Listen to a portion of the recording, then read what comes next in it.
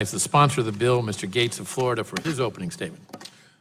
Thank you, Mr. Chairman, and I'd like to begin by thanking Chairman Goodlatte and his staff for being faithful to their commitment to work with our office and a number of the bipartisan members of this committee who have a desire to advance the cause of cannabis reform. I have to say, I never imagined that in the 115th Congress, I would be in this committee with Chairman Goodlatte advocating for the advancement of cannabis reform legislation and the ranking member advocating against this particular bill. That has baffled me, but I do want to acknowledge the tremendous contributions and encouragement and assistance that members from both parties have provided on this issue, and regardless of the vote, I am very grateful, and I fully agree with the ranking member that the cause for cannabis reform will require continued effort and energy and focus if we have been imprecise in any of the details in such a new frontier that we are embarking upon. I want to be very clear as to what this legislation does and does not do. It does not remove cannabis from the list of Schedule I drugs. It does not make medical cannabis available to even one additional American. What I think it does do is demystify the debate we're having about medical cannabis. It is very frustrating to advocates for cannabis reform that when people who oppose our views say, well, there's no research to prove that this works, to live in an environment where the federal government's policies frustrate that very research. It creates a catch-22, and so here's what the bill does. First, it ensures that there is a sufficient supply of medical-grade cannabis. Right now, only the University of Mississippi is growing research-grade cannabis. It's sort of the government cheese of medical-grade marijuana. And I think we could do a lot better and unlock more cures if we had that expanded availability of research-based cannabis. And so I'm grateful that this legislation would require that of the Department of Justice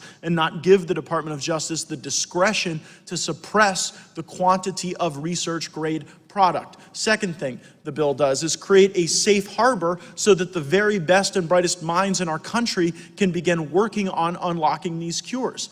Today, actually, we held a field hearing recently where people from Penn State University came and said as a consequence of new state laws in Pennsylvania, there's a real desire for the university system to collaborate with private sector researchers, with healthcare providers, and to be able to determine which strains and which therapies are effective, what dosage levels help people or don't help people, to be able to chronicle that information and to be able to present it in a research-based acceptable setting. But that is illegal today. They can't do it at Penn State or at the University of Florida or any other number of universities. So this legislation creates a safe harbor for universities, for medical institutions to be able to engage in that collaboration.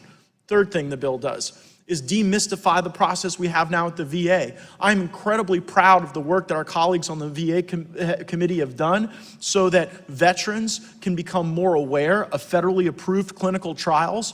But unfortunately, that has been administered very inequitably, where in some places veterans are given that opportunity, and in other places, just as a consequence of local practice or culture, veterans aren't made available of the federally approved research that could help them. And so this legislation incorporates the work of the Veteran Affairs Committee and would advance that forward so that we can ensure that that process is more effective for the veteran and for the scientific community.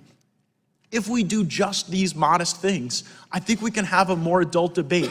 I am sensitive to the concerns that the ranking member raised. I will acknowledge that more work could be done to appropriately tailor the criminal prohibitions to the allowances for additional research work. I don't think that we've sharpened the pencil on that enough. But I would plead with my colleagues, please do not allow this to be the last opportunity we have to collaborate in this important space. It has taken a year of the 115th Congress to be able to get to this point where we have some bipartisan agreement on at least unlocking the research so that we can learn more and have more robust debates about whether or not broader application of medical cannabis is needed or authorized or even could be facilitated by the government. We're not there yet. I am hopeful that we'll be able to get there with a bipartisan vote of the committee. Again, I thank the chairman for his diligence and his fidelity to his commitment, and I thank the members on both sides of the aisle who have been so encouraging and supportive to this point. I yield back. Chair, thanks, gentlemen. I would ordinarily now recognize the ranking member of the subcommittee, Ms. Jackson Lee, but she's not here.